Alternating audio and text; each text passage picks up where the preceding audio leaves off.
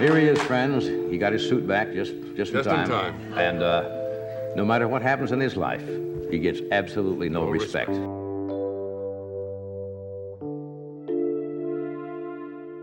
Before Johnny Carson stepped away from the desk he had ruled since the 60s, something remarkable happened. Something viewers never expected from the man known for his cool, steady composure. His final 2 nights on The Tonight Show unfolded like a bittersweet tribute, filled with humor, music, and one emotional moment that brought the entire country to a standstill. Carson tried to keep it together. He really did. But when a certain guest took the stage, the goodbye became far more personal than anyone imagined. And what unfolded afterward, from NBC's controversial decisions to Carson's quiet final appearance years later, turned his exit into one of television's most dramatic chapters.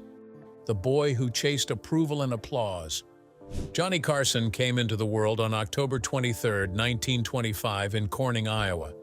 His parents, Ruth Elizabeth Carson and Homer Lloyd Carson, raised their family modestly. She at home, he managing the town's power company. Rumor had it that Ruth longed for more daughters but ended up with 2 boys and only 1 girl, Catherine. It set the tone early.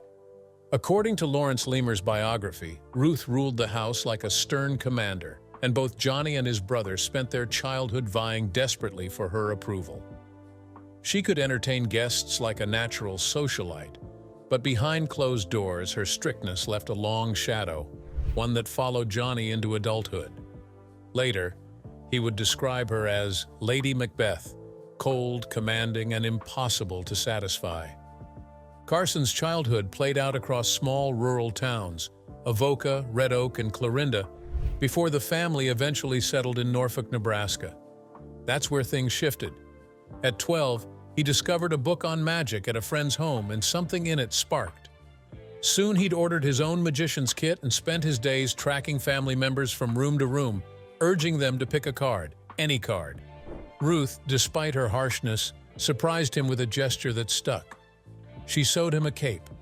It was the costume that helped him step into his earliest dream. At 14, he stood before the Norfolk Kiwanis Club as the Great Carsoni, cape and all, working card tricks for an audience instead of the living room. More shows followed: fairs, picnics, community halls, small crowds, but they were the beginning of something bigger. After high school, hungry for opportunity, he hitchhiked to Hollywood. The trip ended with a strange footnote. Reports claimed he'd been arrested for impersonating a midshipman, a story that still floats somewhere between truth and tall tale. In 1943, at 18, Carson enlisted in the Navy. He boxed on board the USS Pennsylvania, going 10 matches without a loss, the kind of clean sweep that earned attention. But even there, magic stayed close. The highlight of his service came when he performed for Secretary of the Navy James V. Forrestal. When asked if he planned to make the Navy a career, Carson admitted his real ambition. He wanted to be a professional magician. Entertaining a man as serious as Forrestal convinced him he might actually make it happen. After the war, he returned to Nebraska and enrolled at the University of Nebraska-Lincoln. He planned to write comedy at first, but shifted into speech and drama, finding his voice through radio announcing and performance. By 1949, with a degree in hand, he married Jody Wolcott and stepped into broadcasting full-time. 3 sons followed in quick succession: Christopher in 1950, Richard in 1952, Corey in 1953. And the family packed and relocated wherever Johnny's career took him. In Los Angeles, he wrote comedy for Red Skelton and briefly hosted his own radio program, The Johnny Carson Show. CBS later gave him a television slot, though it lasted less than a year. The next chapter unfolded in New York, where he filled in as a substitute host on quiz programs, eventually landing the role of host on Who Do You Trust in 1957. His career moved upward, fast, but his marriage couldn't keep pace. By 1959, he and Jody separated, and by 1962, it was over. She later said he was simply too busy rising to look back at the family behind him. Then came the moment that changed everything. After Jack Paar left The Tonight Show, NBC needed a new face. Johnny Carson stepped behind the desk on October 1st, 1962, opening night alongside Rudy Vallee, Mel Brooks, Tony Bennett, and Joan Crawford. It wasn't a brand new format, interviews, comedy, music, but Carson refined it into the blueprint every late-night host still follows. A quick-fire monologue with crisp, shifting jokes, sketches, interviews that felt loose, human, unforced, a musical or comedic performance to close the night. He didn't just host the show, he defined it. When Hollywood took over The Tonight Show. In the early days, Carson welcomed some of the most powerful political figures of his era. Senators, candidates, future presidents, RFK, Hubert Humphrey, even Richard Nixon. They all sat across from him under the studio lights. But as the 1970s rolled in, the tone of The Tonight Show shifted. Politics faded into the background, replaced by show business, celebrity culture, and the world of entertainment. And once the shift happened, the show never really looked back. Carson didn't just survive the change, he defined it. He knew how to walk the tightrope of neutrality, keeping his humor sharp but politically balanced. He wasn't trying to start a movement. He was trying to keep America laughing. Staying neutral meant keeping millions of viewers comfortable, no matter what side of the aisle they sat on. And the guest list, a who's who of American entertainment? George Carlin, Robin Williams, Joan Rivers, Jerry Seinfeld, Drew Barrymore, Gary Shandling. Careers were almost launched simply by sitting on that couch. If Carson liked you, if he gave that famous approving chuckle, your phone usually started ringing the next morning. The show itself even packed up and moved. What began in New York at 30 Rockefeller Plaza eventually transitioned west to Burbank, California in 1972, as NBC moved production to the heartland of show business. Hollywood was where the stars were, and Carson made sure the show was waiting for them. But despite that warm smile and easy rapport on camera, Johnny kept his distance once the lights went down. He didn't mingle much with guests backstage, even those he'd known for years. To him, the job was the performance, and the performance happened only when the red light was on. Anything outside that felt like extra talking he didn't need. Considering how many hours he spent entertaining America every night, it made sense. Familiar faces on TV can feel like family, but for Johnny, the persona was work, not life. Still, there were exceptions, rare ones. September 23, 1976 was the night Orson Welles appeared.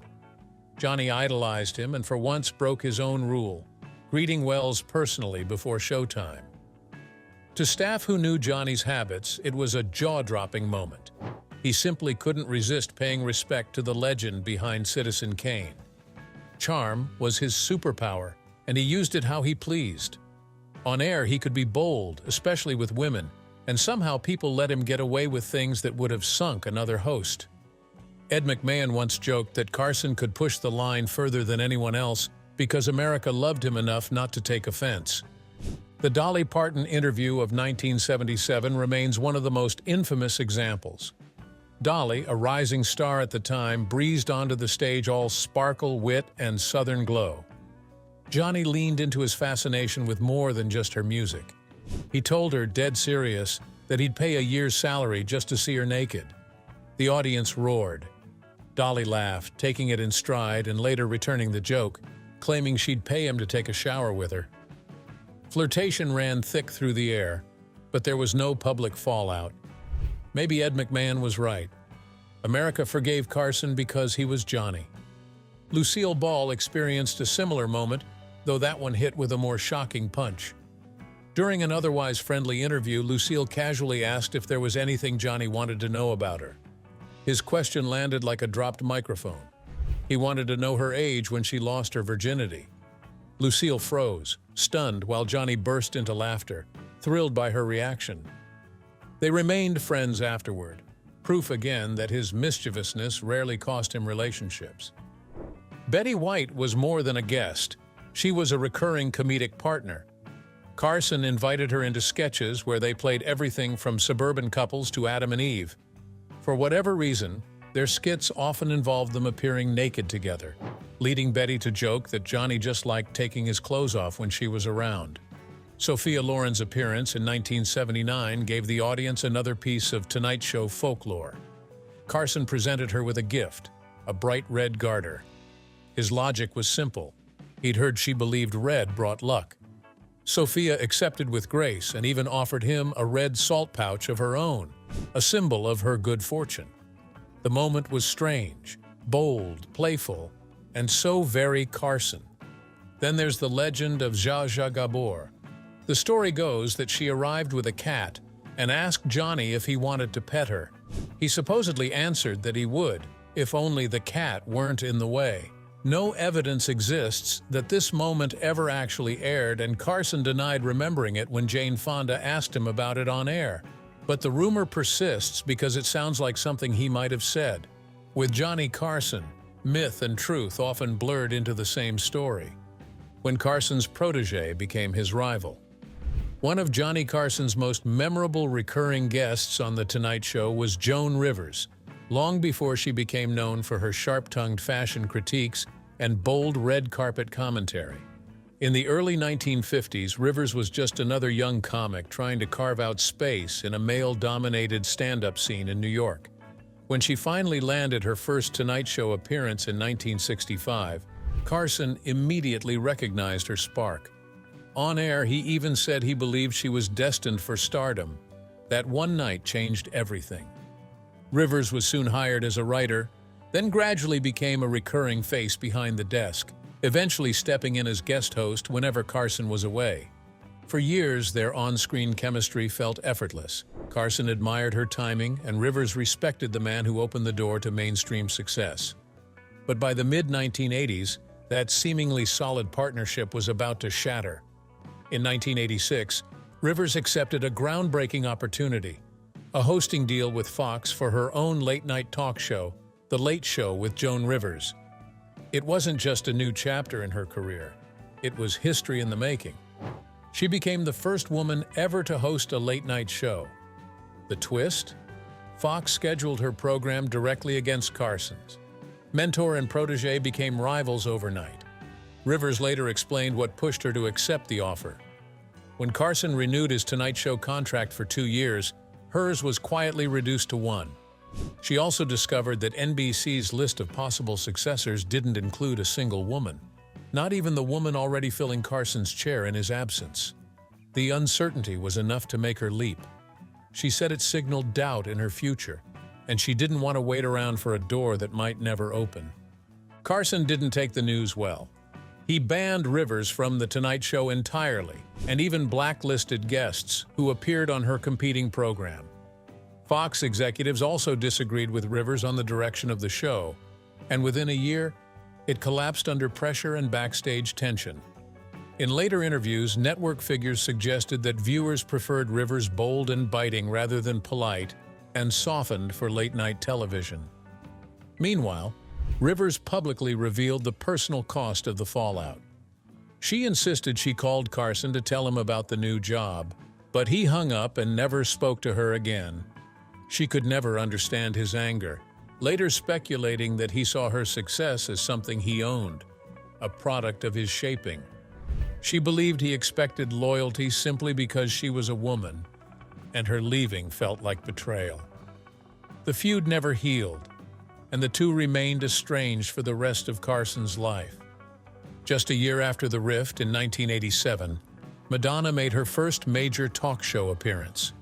She chose to sit across from Carson himself, nearing the end of his 3-decade reign in late night. She walked onto the set in lingerie, an entrance bold enough to shake even Johnny. He joked about her outfit, thinking at first it might have been avant-garde fashion. Madonna simply told him it was store-bought, an everyday bustier, and the audience loved it. It was a moment that mixed shock, humor, and spontaneity, exactly the kind of unpredictability Carson thrived on. Even as confident as he was, Carson was not immune to intimidation. In another 1987 interview, Betty White asked if any guest had ever unnerved him. Surprisingly, he answered immediately, Audrey Hepburn. He had interviewed her more than a decade earlier, yet admitted she left him rattled. Hepburn's elegance and quiet poise, shaped by years in film, theater, and humanitarian work, made her one of the most respected women in entertainment. She carried herself with such refined grace that even Johnny Carson, a master interviewer, felt unsure of how to steer the conversation. Her presence alone shook him in a way almost no one else could. Johnny Carson's final interview left everyone in tears. Before the legendary Johnny Carson said his final goodbyes to The Tonight Show in 1992, NBC didn't settle for a single send-off. They gave him 2 full nights of celebration, which made sense for the man who had ruled late-night television since 1962. A farewell that big wasn't just deserved, it felt inevitable. The first night, May 21, 1992, played out like a tribute wrapped in laughter and music.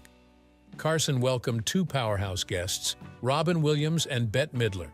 Williams came on first, bursting onto the stage with the energy only he could bring, rocking a strange chair with guitar-shaped runners and claiming it came from Elvis's estate. His blonde hair, dyed for his movie toys, was impossible to miss, and in true Robin fashion, he had Carson laughing non-stop. At one point, the 2 even tossed Ronald Reagan impressions back and forth like old friends trading memories. Then Bette Midler took the stage wearing a bold black outfit covered in oversized daisies. She sang a fresh, tender version of You Made Me Love You, and after the final note, she hopped onto Carson's desk like she was stepping into his world rather than just visiting it. Together, they sang a warm, intimate duet of Here's That Rainy Day, and for a moment the show felt like a private goodbye only the audience was lucky enough to witness. Midler closed the night with a stunning performance of One for My Baby and One More for the Road, rewriting the lyrics to honor Johnny directly. By the time she finished, Carson's eyes were wet. Even the king of cool couldn't hide it. The final episode on May 22, 1992 was quieter, almost gentle, as if the show itself wanted to sit and breathe with him one last time. It opened with a montage from Carson's very first Tonight Show broadcast, a reminder that he walked through those iconic curtains nearly 5,000 times after Ed McMahon's booming introduction, "Here's Johnny." Carson delivered his final monologue from his usual stool, calm and reflective, and he said he had loved every minute he spent hosting the show. If he could do it all again, he would. The studio that night wasn't filled with celebrities, but with the families and loved ones of the people who kept the show running behind the scenes. Carson explained that made the farewell feel right, even though it would have been perfect if his late son Rick could have been there. Life, he said, does what it's meant to do, and the only choice is to accept and move forward. Critics captured his brilliance with precision. Vanity Fair writer James Wolcott described Carson as poised, cool, unshakable, a blue diamond in comedy. His desk wasn't just a desk, it was the stage for the ultimate audition, the place every comedian dreamed of sitting across from him. But Carson's departure left NBC with a problem no one could ignore. For years, most people assumed David Letterman, the man who followed Carson in the lineup, would inherit the show. Even Carson saw Letterman as his successor. Letterman's first Tonight Show appearance in 1978 had been the launchpad for his career. And with his own show airing right after Carson's, the handoff seemed obvious. NBC, however, went in a very different direction. They gave The Tonight Show to Jay Leno, a decision that shook late-night television. Letterman felt betrayed, and within a year he moved to CBS to create The Late Show, setting up a ratings rivalry that defined the next era of late night. Behind the scenes, emotions ran deeper. Carson's relationship with Leno fractured after he became convinced that Leno's camp pushed a false story to press suggesting NBC was tired of Carson. Leno denied involvement, but Carson never accepted it, and he never appeared on Leno's Tonight Show, not even once. His bond with Letterman, though, stayed solid. In 1994, when Carson made his final television appearance, he chose Letterman's show. The ovation was thunderous, and Letterman beamed like a student welcoming back his favorite teacher. Even when Carson stepped away from the camera forever, his wit never stopped flowing. Friends later shared that he kept watching Letterman. still writing jokes, quietly feeding them to the host he believed deserved his chair. His final years, nobody saw coming.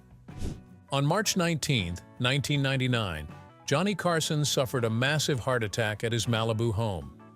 He was rushed to a hospital in Santa Monica, where doctors performed an emergency quadruple bypass surgery. For those who knew his history, the cause wasn't exactly a mystery. Carson had been a heavy smoker for decades, so much so that in the early years of The Tonight Show, he often lit up on camera. At one point, he was going through 4 packs of Pall Malls a day. By the mid-1970s, he was already acknowledging the damage, often muttering that cigarettes were killing him. His younger brother later recalled that during their last conversation, Carson kept repeating the same frustrated line, "Those damn cigarettes." In 2002, Carson declined an invitation to NBC's 75th anniversary celebration, and later that year, he publicly shared that he had emphysema. Still, he insisted that his condition wasn't terminal. But on January 23, 2005, the longtime king of late night passed away at Cedars-Sinai Medical Center in Los Angeles. The cause was respiratory failure due to emphysema. His ashes were given to his wife, Alexis Moss, and honoring the family's wishes, no public memorial service was held. When news of his death spread, David Letterman honored his friend in a way only Letterman could. During his first monologue following Carson's death, he delivered a series of jokes that Carson himself had written. Letterman described him as a kind of public utility, someone people simply expected to be there at the end of each day. Carson's influence on late-night television was undeniable. Ratings for his version of The Tonight Show soared, nearly doubling those of both Steve Allen and Jack Paar. And with that kind of success came enormous paychecks. By the 1970s, Carson was the highest-paid celebrity on television, and by the early 1990s, he was earning $25 million annually. Even after retiring more than a decade before his death, his net worth still stood at around $300 million.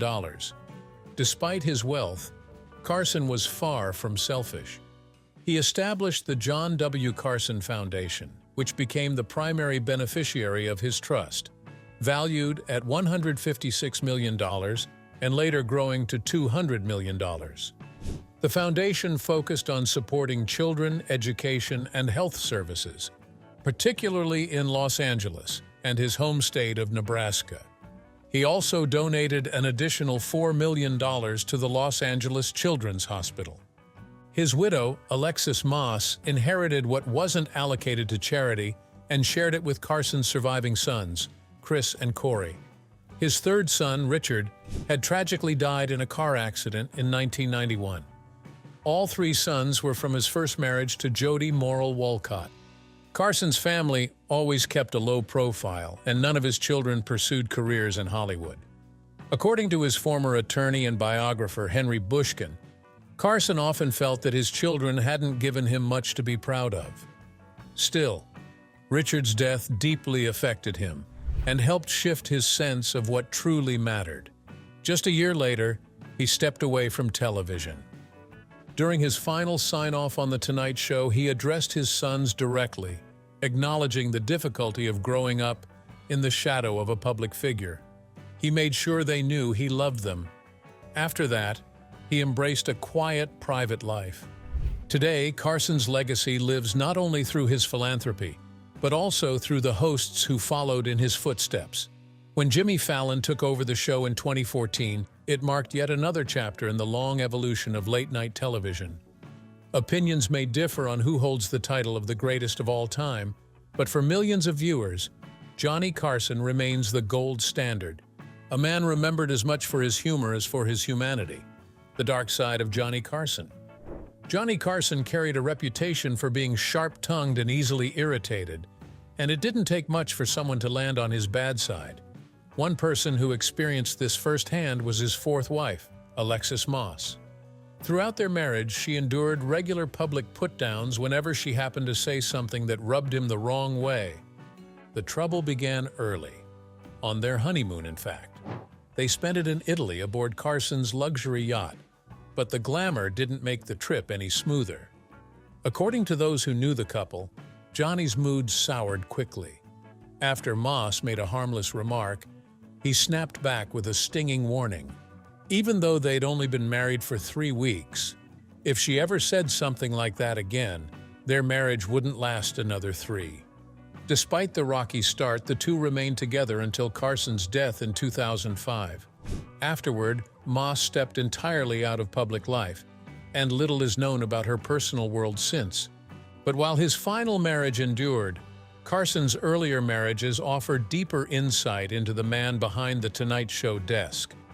His first marriage brought him 3 children, all sons. None of his later marriages, including the one with Moss, produced any more kids. One of those sons, Rick Carson, tried in several ways to follow his famous father's path. He enlisted in the U.S. Navy, but things unraveled during his time stationed in Alaska. Reports from the Buffalo News claimed he struggled with drinking and developed significant mental health issues, eventually receiving treatment at Bellevue Hospital in New York City. Johnny reportedly never visited him there. Rick later explored the entertainment industry. According to People, he worked as a production assistant on Tom Snyder's show Tomorrow, filmed in the same NBC building as Saturday Night Live. A close friend, Andy Friendly, wrote on Next TV that Rick climbed the ranks to stage manager and then associate director. But when the show ended and moved to Los Angeles, Rick found it difficult to regain his footing professionally. Eventually, he discovered a passion that suited him: photography. He developed a reputation for capturing striking images of landscapes and the natural world, something he genuinely loved. Then came the tragedy. In June 1991, while driving along Cayucos Drive near California's Highway 1, Rick's car veered off the road and plunged down an embankment. UPI reported that the vehicle rolled several times, throwing him from the car. Camera equipment was found at the scene, leading many to believe he might have been distracted while trying to take photos. The official cause was listed as an unsafe turn. He was just 39. The loss devastated Johnny Carson. He took 4 weeks off from his show and, upon returning, shared memories of Rick along with some of his photographs. As quoted in Esquire, Johnny described his son as someone whose presence naturally made others smile, a man with a contagious laugh who tried hard to do right by those around him. In that emotional moment, Carson admitted that losing Rick forced him to confront what truly mattered. But he also acknowledged the painful truth. Their relationship had always been strained, and now there was no chance left to mend it. Carson's second marriage, to Pan Am flight attendant Joanne Copeland, brought its own storm. They met in 1960 while he was hosting Who Do You Trust? After their wedding, infidelities on both sides took their toll. Copeland had an affair with sports star Frank Gifford, and Carson was hardly innocent himself. Their 9-year marriage unraveled in a highly public divorce in 1972, exposing deeper issues: his alcoholism, his insecurity, and his constant suspicion that Copeland was cheating. Things escalated when it was discovered that Copeland kept a secret apartment for her affair. Before filing for divorce, Carson visited the apartment himself, searching for proof. According to one account, even the thought of her unfaithfulness reduced him to sobs. He even began carrying a revolver, though no explanation for it was ever provided. During the messy divorce, Carson was simultaneously having an affair with Playboy model Angel Tompkins. His own lawyer warned him that this could damage his settlement, but Carson reportedly brushed off the concern with crude indifference. As the stress mounted, he spiraled into a period marked by alcoholism, depression, and profound distrust of others, particularly women. Stories like these challenge the way audiences remember beloved stars.